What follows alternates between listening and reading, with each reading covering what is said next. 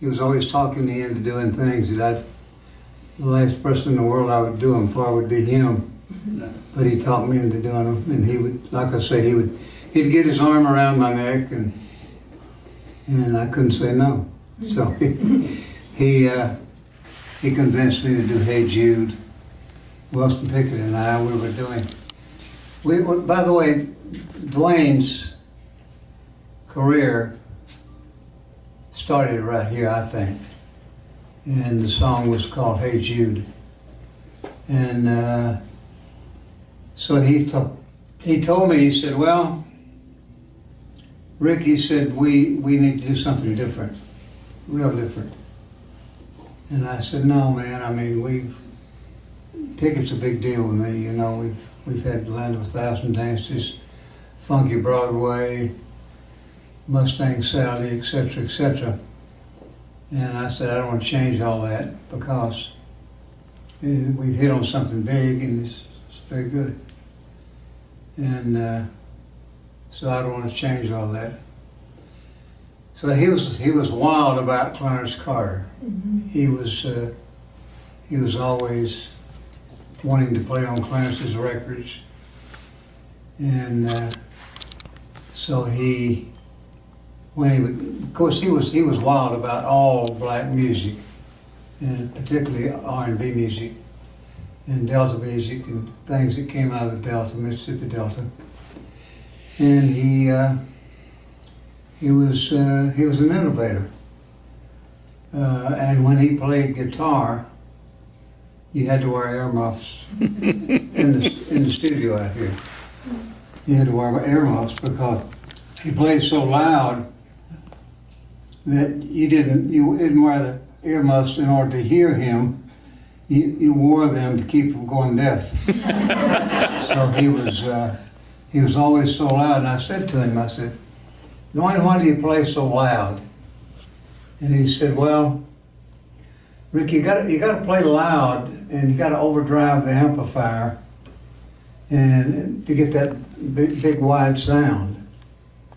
And of course, the amplifier looked like it was jumping all over the floor when he was playing. But he was an amazing guy. He was never a downer. He was always up. He was always cheerful. Always had a smile. And he said to me one time, he said, Rick, I don't ever see you smile too much. You know, you're always serious about everything. So I said, well, Duane, I got to tell you something. Show me a man who walks around with a smile on his face all the time, and I'll show you a damn fool. So that's how we work together. I'm sure you have some questions. Yeah. I hope you do. If not, I want to let the audience participate and ask me questions. Yeah, about let's get them to ask some questions. That'd be great. I have one question. That cool? Yeah, of course. It's really cool. I wanted to know what it was like to introduce him to these artists. Do you remember the first moments of like having him walk into a room with Clarence Carter or his band, and what was the sense of did they trust him to be on site? Did they kind of recoil? They really trusted him. Yeah, He was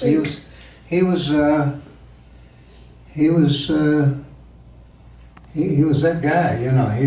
He had confidence. Confident, and he hugged your neck and got his arm on your shoulder and the whole thing. And so he was very confident about himself and about his music and what he wanted to play. Right. But were they surprised, like Wilson Pickett walks into a room and sees this is the guy you're going to give him for his album? Does he just think, who's this freak? The first time he sees him? No. Wilson, he knew that I was a serious man. Yeah. And he knew that I was not.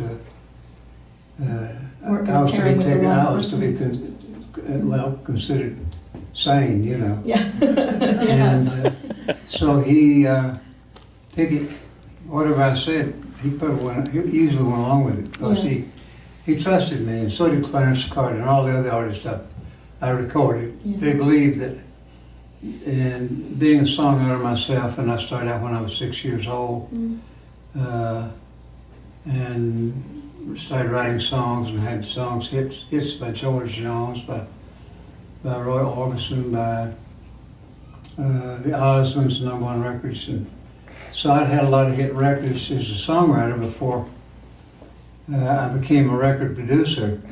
And of course I was playing in bands for 10 years at least, and playing gigs, and so he trusted my judgment about bands and stage work and all that kind of stuff. So he was not ever concerned about but I'll tell you a story that we started. He said, I said, Wilson, we don't have anything to cut. I mean, we don't have any new songs that we like, that I think are hits. And Duane, being in the room, the three of us in this room, maybe standing right here, said, hey Rick, why don't we cut, with a lot of enthusiasm in his voice, which he always had. He said, why don't we cut Hey Jude? I said, Hey Jude, are you kidding me? And I said, the record's #1 and going to be for the next 3 or 4 weeks. And I'd have to be crazy to cut that song. And so Pickett chimed in and agreed with me. And so, but he didn't throw in the towel. He kept chugging along, you know. And well, you got to try this. This is a new thing. I mean, kids are all loving this stuff, you know.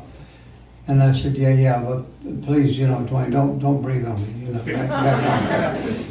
And so we had some conversation about it, and he started playing the groove on his guitar, and he was sitting on his amplifier, and Pickett and I were standing along here, and he was out there in the middle of the floor, and he started playing the groove.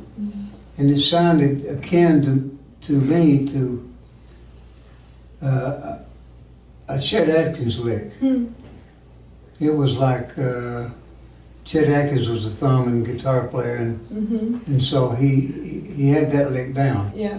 And he started playing that to Hey Jude, and I thought, that is really unique, you know. Yeah. And so he continued to play it, and after a while, Pickett began to sing it, and I said, look, what is, you know, so I sang along with it.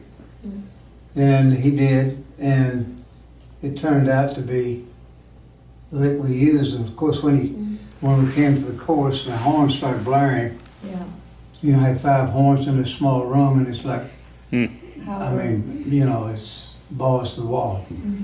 And when they started playing the horn lines, na na na na na na na, well, that was, of course, the horns had to go bum bum bum bum bum bum bum. Well, he'd play fiddle licks between all those. Right. And I'm of the opinion that that was the beginning of Southern rock. I agree with you. It was the real beginning. Yeah. And from then on, it was like Katie bar the doors. Yeah. But I couldn't cut like they wanted to record. They were in Studio A. They spent a lot of time in Studio A. Him and his band, and he put a little band together. Had the black guy who played drums come in. J-Mo. Yeah, J-Mo. And Barry too came. Yeah, and Barry came in later. Yeah. And I found out that through Greg, and when I met him in New York, we talked a long time, and he told me that Duane, in the movie centered around this part, he told me that Duane loved to fish. I never knew he was a fisherman, and I never knew he cared about the water or anything. All his life he fished from little boy. Yeah. So it showed him fishing, and he'd fish and fish and fish, and he'd come in over here in the afternoon. But he'd always tell me, he said, look, I'm going across town. I've been booked on a session over there with the Swampers and the guys over there at Muscle Shoals Sound, and I'm going to go over there and kick some ass. And so I thought, well, really? But those guys were hot at the time. Yeah. And he'd go over there and he'd come back in the afternoon. I'd be working on a session or doing something else, and he'd come in and tell me, he said, look, well, I said, how'd it go at the Muscle Shoals Sound? And he said, well, I burned some ass over there. Yeah. I mean, I was the man. I mean, I took my guitar, my slide guitar, and they never heard a guitar played like that before. Yeah. None of us had. I mean, when he came here, he was playing slide guitar. Yeah. And of course, I think he learned that in California, Mm-hmm. that you stated earlier. When he played slide guitar, all the guitar players would start putting their guitars in the case, getting ready to go, you know. That's right. So they didn't want to follow him. No.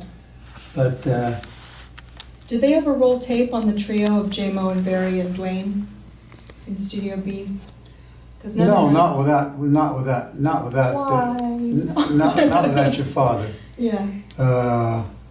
That's just, you know, for fans of the Allman Brothers Band, that's the moment, you know, that's the first moment that the core of the band came together. And Yeah, it they happened did. here. Yeah, they did. You know, and J-Mo says he played ways he'd never played in his life before with Duane and Barry. And they Oh, all yeah. had that moment where they realized, like, this is something special and we have chemistry Yeah. and it's going to change all of our lives. And that happened here. And it's amazing that it happened It here. happened right there in Studio B. Yeah, it did. But the part that didn't happen too much was Duane was sold on the idea of singing, being a lead singer. Yeah, that was not his It- finest it was idea. Yeah. So he said, why don't we do Long Tall Sally? And I said, come on. I mean, Long Tall.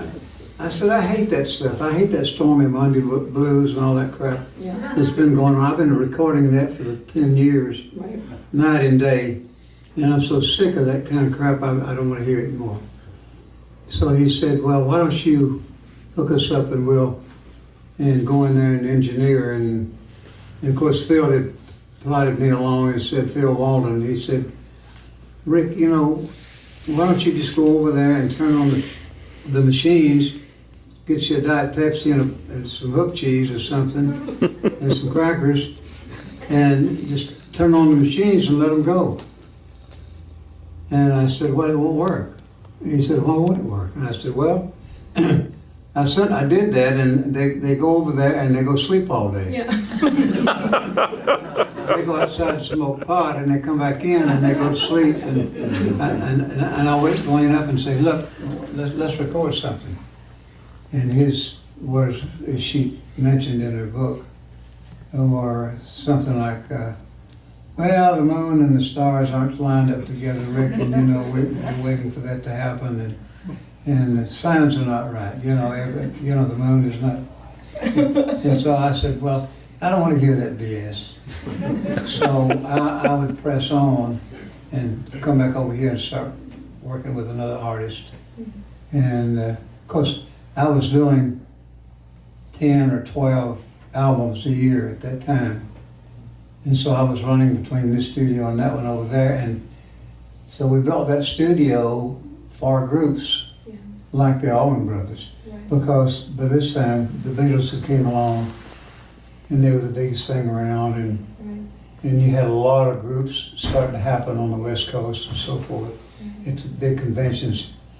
And so I built that studio onto this studio. This was always the original building. And it was always 20 foot wide, 70 feet long, from front to back. And we just, all my hits were cut here. Yeah. I never cut a record over there except Hey Joe, which was Wilson Pickett. Nice.